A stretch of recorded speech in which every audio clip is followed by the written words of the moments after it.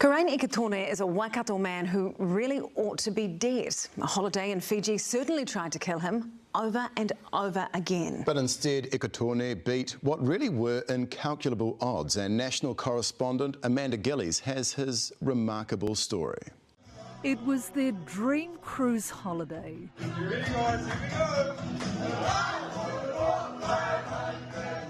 And Ikitone was embracing everything on offer, loving every moment, celebrating his 25th wedding anniversary with his wife Susan.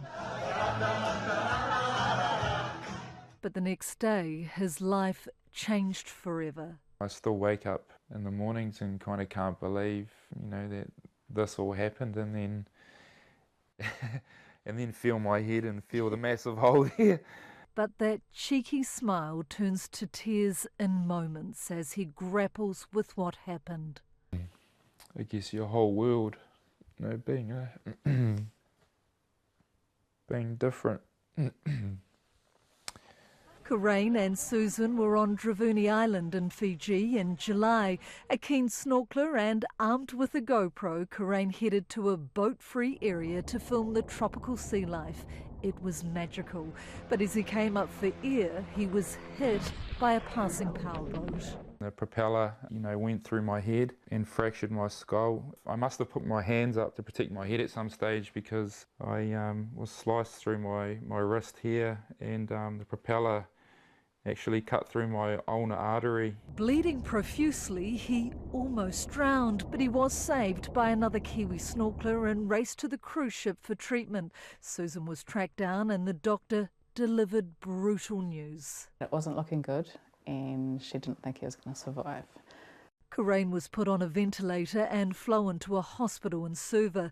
Susan was put on another boat to join him and given an $8,000 bill for medical expenses. Thankfully, they had travel insurance. At the hospital in Suva, Susan was told that it was likely Karain would die. And then she was given a list of medical supplies, including bandages to buy, so he could be treated. Worried and horrified, she then organised a medevac flight from Brisbane to pick them up in Fiji and fly them to Waikato Hospital. But the flight was delayed by 10 hours because Fijian staff hadn't filed the paperwork. The hospital then tried to take his ventilator for another patient. And what was their argument for it? The other woman that had had the accident had more of a chance of surviving than he did. Then on the Mercy flight home, Karain flatlined. His brain had been exposed. He'd lost vital cranial fluid and had been without oxygen for 13 minutes. But somehow he made it and underwent 9 hours of surgery with 6 surgeons. His chances of survival were very low, if any, but they were going to do their best. He'd likely be in a coma, and if somehow he did wake up, he would likely be brain damaged, paralysed, blind, and have a completely different personality. He'd already lost 12 kilograms, but Karain defied the odds. First, his toe started wiggling to the tune of Amy Winehouse's Valerie. Then, 3 days after surgery, he woke up and could recognise his family. By day 6, he was moved to the neuro ward. By day 7, he was standing. And by day 9, he was walking with the help of his physio. He was, in the words of his specialists, a miracle man. What science can't explain, it must be a miracle, and so, yeah. At his doctor's, actually just last week, the surgeon said to him, this is probably going to end up in a medical journal, because we don't know what has happened. Well, the first meal I cooked was edible. Karain has lost 50% of his sight in both eyes. He hopes this will improve with time and therapy.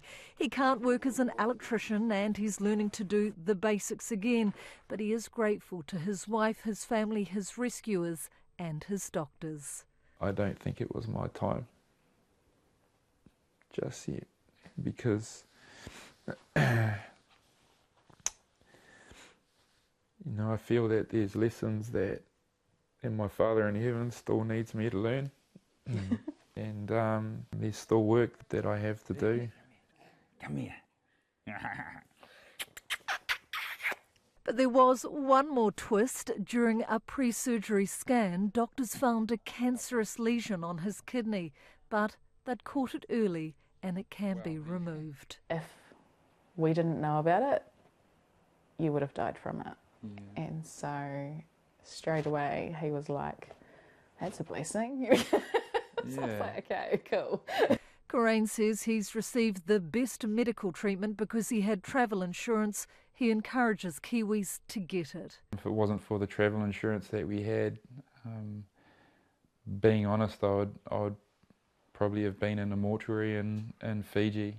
They are also campaigning for better safety measures and precautions for tourists in Fiji, including safety advice and buoys for areas favoured by swimmers and snorkelers.